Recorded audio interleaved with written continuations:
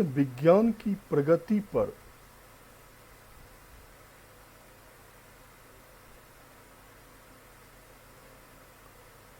इसका बहुत बड़ा प्रभाव पड़ा।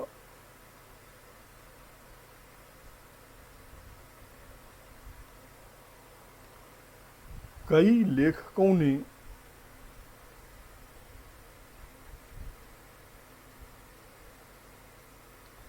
इसे इतिहास का बहुत बड़ा आविष्कार बताया।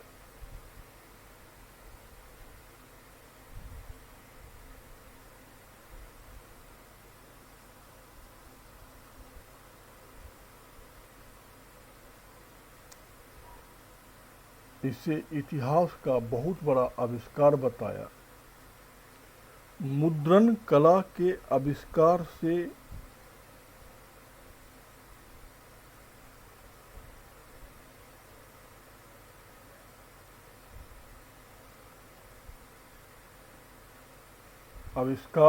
विचारकों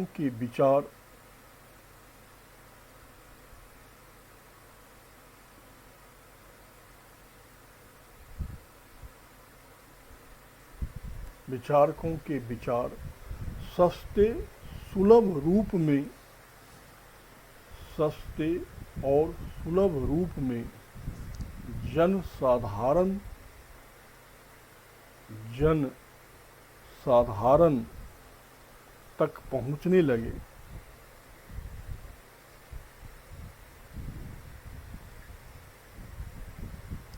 अब तक पुस्तक पर थोड़े से संपन्न लोगों का एकाधिकार था।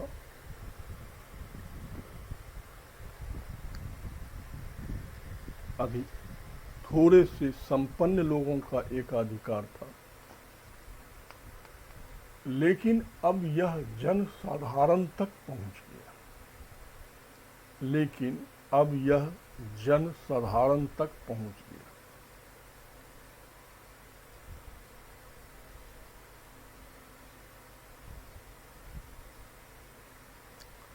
पैराग्राफ बदलो। मंगोल साम्राज्य में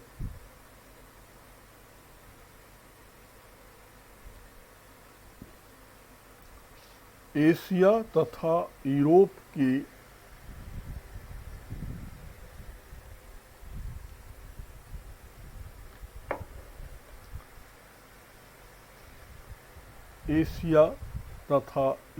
के विद्वानों के बीच संपर्क स्थापित होने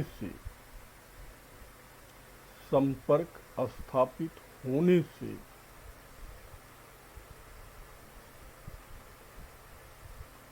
इस पुनर्जागरण को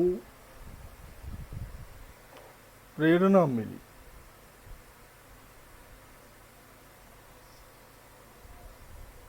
मंगोल शासक कुबलई खान का दरबार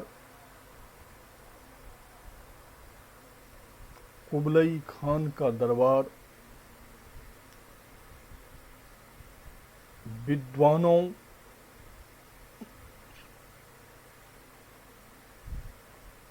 धर्म प्रचारकों,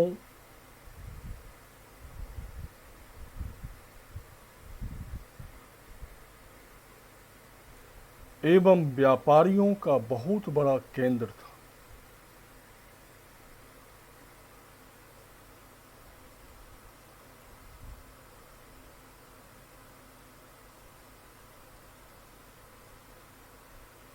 मंगोल राज्यसभा में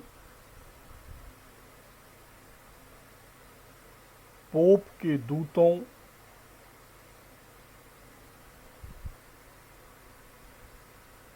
भारत के बौद्ध भिक्षुओं,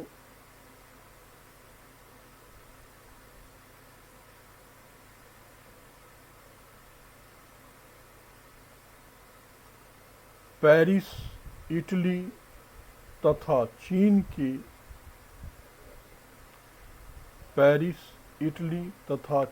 के व्यापारियों का संपर्क हुआ।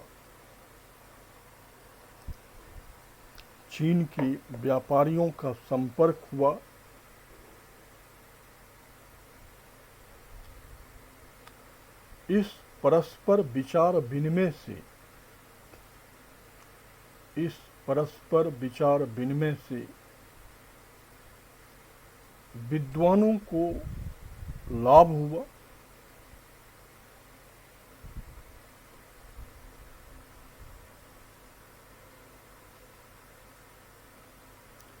वेनिस निवासी मार्को पोलो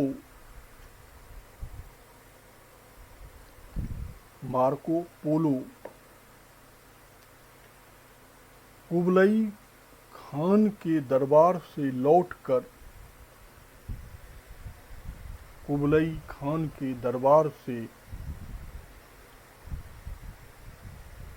लौटकर अपना यात्रा वृतांत लिखता है,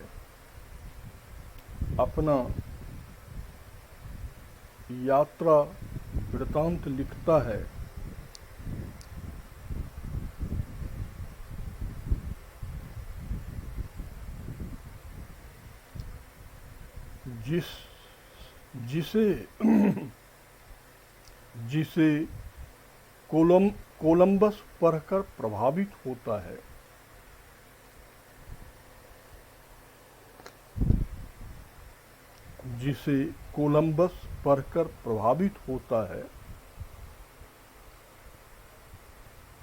और विश्व के खोज के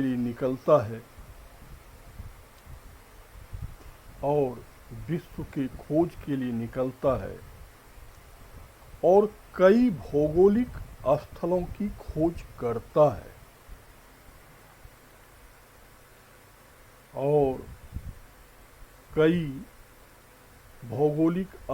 की खोज करता है, पैराग्राफ बदलिएगा।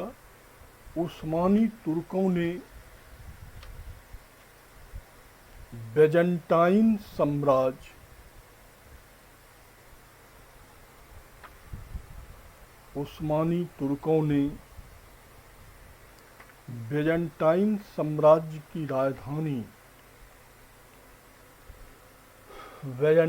साम्राज्य की राजधानी कस्तुनतुनिया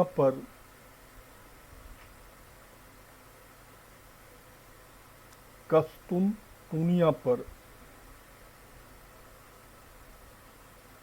कब्जा कर लिया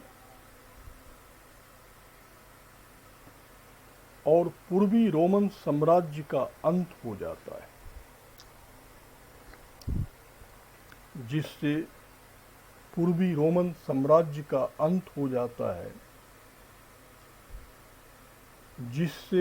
यूनानी विद्वान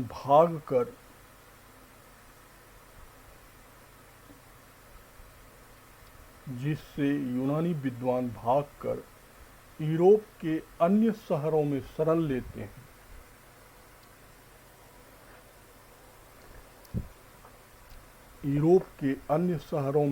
लेते हैं। जिससे यूरोपीय साहित्य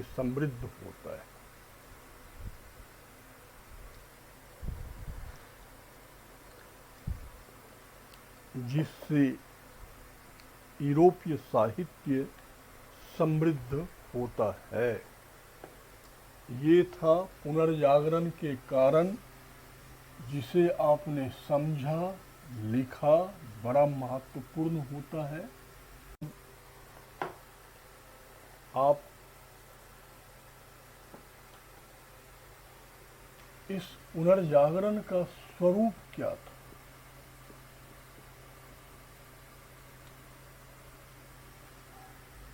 ठीक है, तो भाई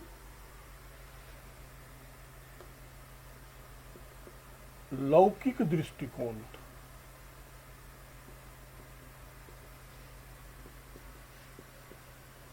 अर्थात मानवतावाद पर बल था। मानवतावाद पर बल का मतलब क्या है, तात्पर्य क्या है?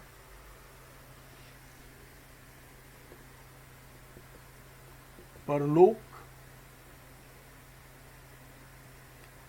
महत्वहीन और इहलोक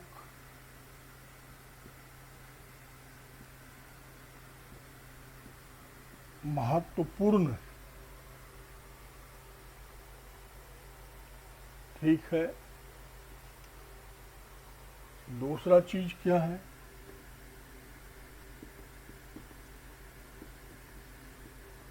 व्यक्तिवाद। तीसरा चीज क्या है?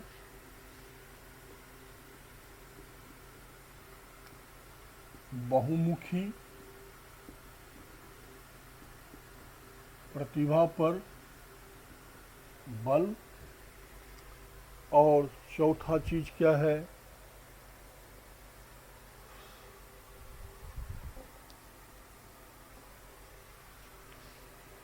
शहरी सभ्यता का विकास। ये हमारे पुनर्जागरण का स्वरूप है। ठीक है,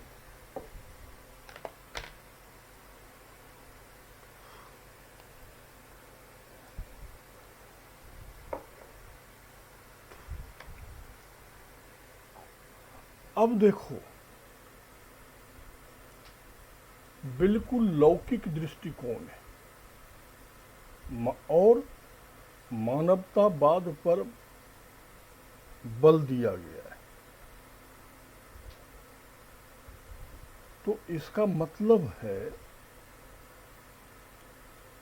कि पुनर्जागरण के विचारकों, दार्शनिकों, वैज्ञानिकों का दिलचस्पी का जो केंद्र है वो ईश्वर नहीं है। ये ध्यान रखना, ईश्वर नहीं है दिलचस्पी का केंद्र। दिलचस्पी का केंद्र है मानव का बुद्धि।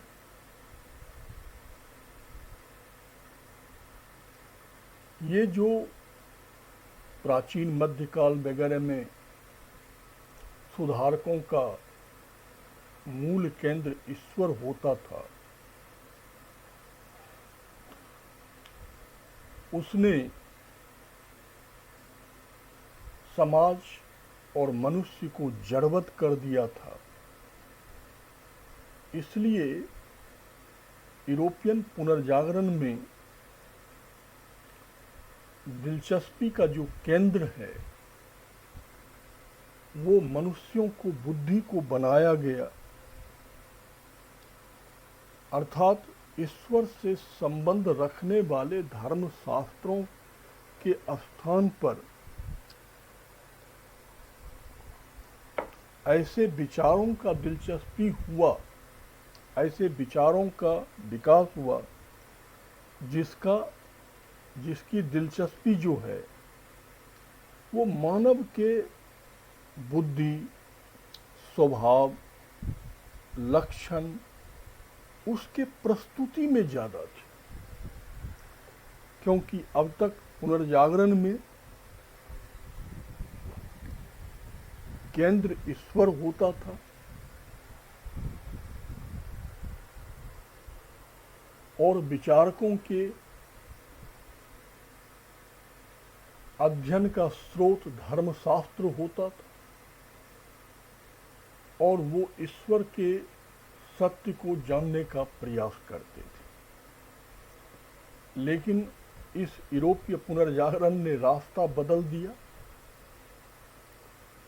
इसने धर्मशास्त्रों पर कोई विचार न करते हुए सीधे मानव से संबंधित रखने वाले विचारों को आधार बनाया।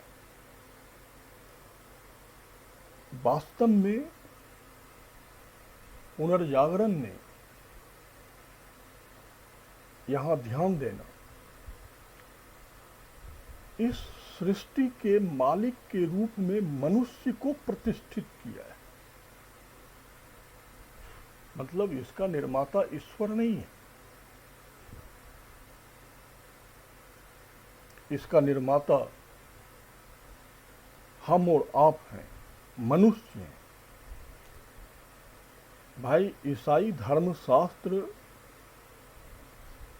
मनुष्य को या मनुष्य के शरीर को अध्यात्म का दुश्मन मानते थे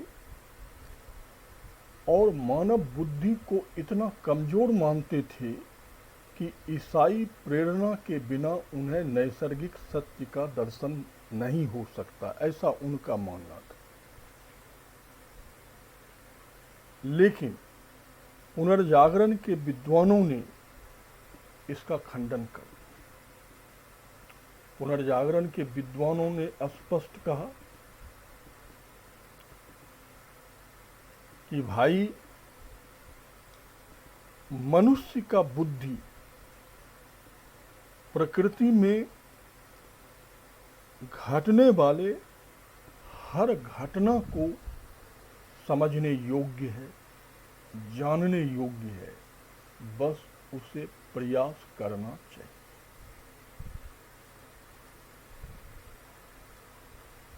अब हम और आप ही अपने आप दिलचस्पी को देखें कि जहाँ तक हम अपने तर्क विज्ञान से बातों को समझते हैं तो उसे हम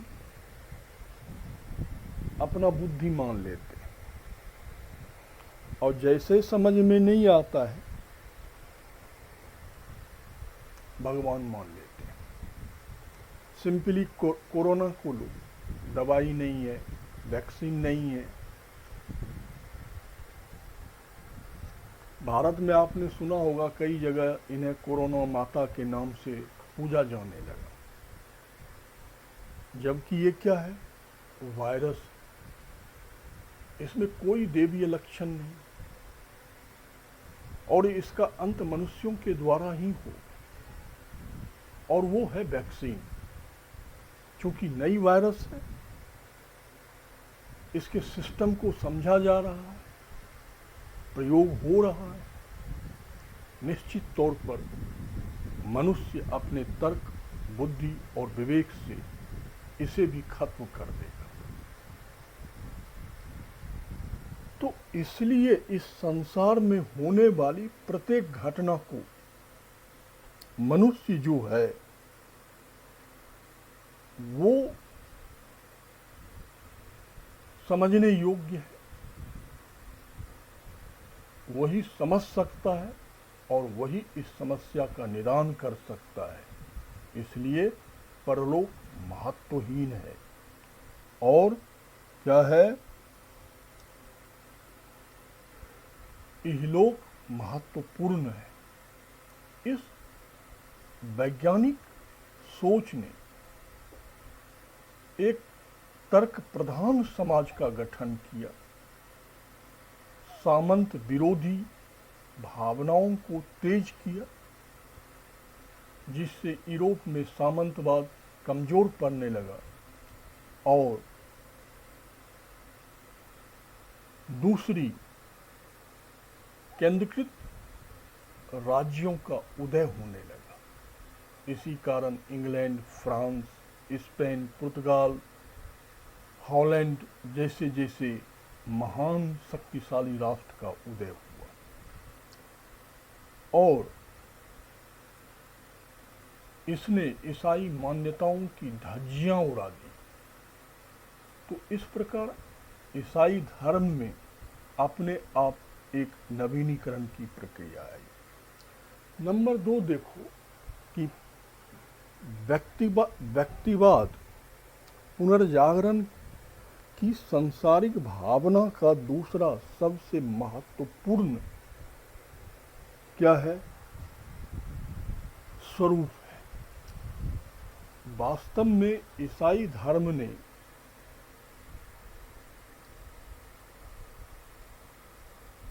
और पुनर्जागरण कालीन भावना में सिर्फ मात्रा का अंतर है, प्रकार का नहीं है। समझो, मध्य युगीन पादरी अहंकार को सबसे बड़ा पाप मानता था।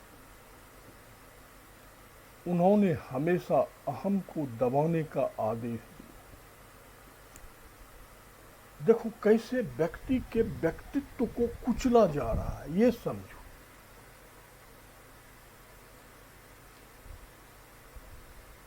मध्यकाल में ऐसे कई कलाकार, साहित्यकार, विचारक हुए जिन्होंने अपनी कृतियों पर अपने नाम तक का उल्लेख न करके उसे ईश्वर को समर्पित कर दिया।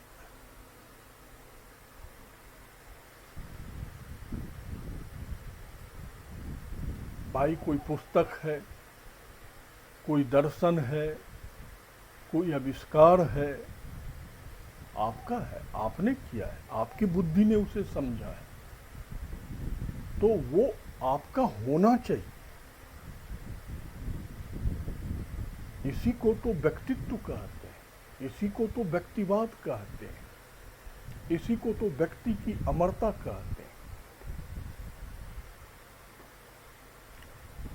लेकिन समझने वाली बात है कि इस पादरियों ने व्यक्ति के अहम को इतना दबाया कि वो बेचारे बिना अपने नामों का प्रयोग किए हुए ईश्वर को समर्पित करके इस संसार से चले गए। और जब रोमन, यूनानी सभ्यता का प्रभाव यूरोपियन साहित्य पर पड़ता है तो उससे व्यक्ति के अंदर स्वाभिमान जगता है, उसका अहम भाव मजबूत होता है। तो आप जानते हो, जब आपके नामों का प्रकाश फैलता है, जब आपके अच्छे कृत्यों का मानव समाज में फैलाव होता है, तो आप इससे प्रेरित होते हो कि हमें और करना है और हमें करना चाहिए। और यदि आपके अंदर के अहम भाव को दबा दिया जाएगा तो आपका वास्तविक व्यक्तित्व खुलकर सामने नहीं आएगा। ये पुनर्जागरण का जो व्यक्तित्ववाद है वो दूसरा सबसे महत्वपूर्ण मानवतावादी पहलू है। अब देखो, पुनर्जागरण के पूर्व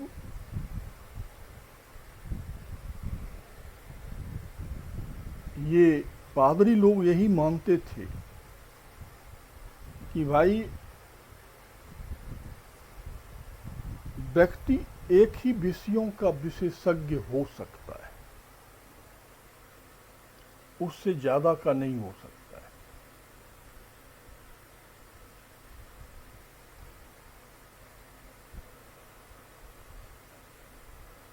इसलिए जो पादरी है वो धर्म का विशेषज्ञ है, उसके अतिरिक्त धर्म किसी को आ नहीं सकता है। लेकिन पुनर्जागरण ने इस मिथक को तोड़ दिया। उसने कहा विशेषज्ञता के साथ साथ अन्य कलाओं पर भी मनुष्यों का अधिकार हो सकता है। जैसे आप एक अच्छे छात्र हो, कल बहुत अच्छे अधिकारी बनोगे, लेकिन हो सकता आप गायक भी होंगे, आप डांसिंग भी करते होंगे, आप पेंटिंग भी करते होंगे, या ये सब कुछ आता होगा थोड़ा थोड़ा। तो इसी को अपन कहते हैं बहुमुखी प्रतिभा।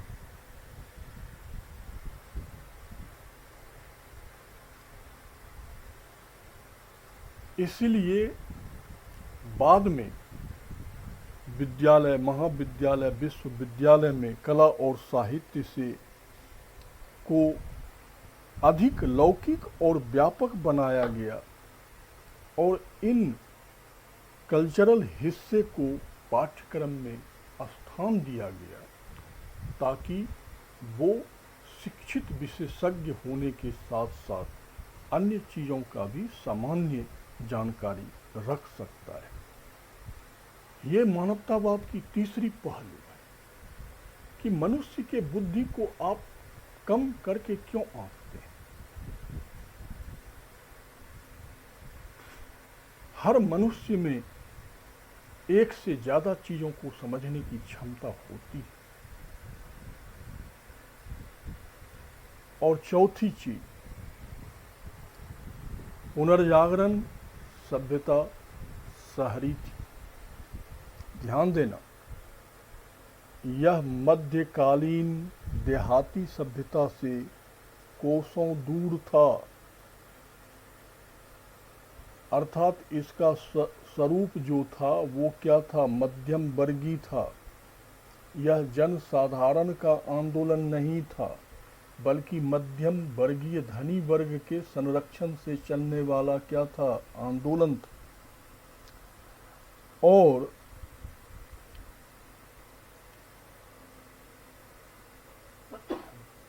इस मध्यम वर्ग ने इस प्रकार से समाज पे अपने प्रभुत्व को स्थापित किया। चर्च, पोप और सामंतों की तरह ही इन्होंने भी साहित्य, कला, स्थापत्य को संरक्षण दिया। इससे शहर में रोजगार की उत्पत्ति हुई और इससे एक नवीन भावनाओं का जन्म हुआ, और इस नवीन भावना का नाम ही है पाश्चात्य भौतिक संस्कृति। क्योंकि शहरों में उदय हुआ है, व्यापारियों के द्वारा उदय हुआ है, तो स्वाभाविक है वो हर वस्तु को लाभ के दृष्टि से देखता है। शिक्षित मध्यम वर्ग के से संरक्षित रहा है, तो स्वाभाविक है मूल्य आधारित हो गए।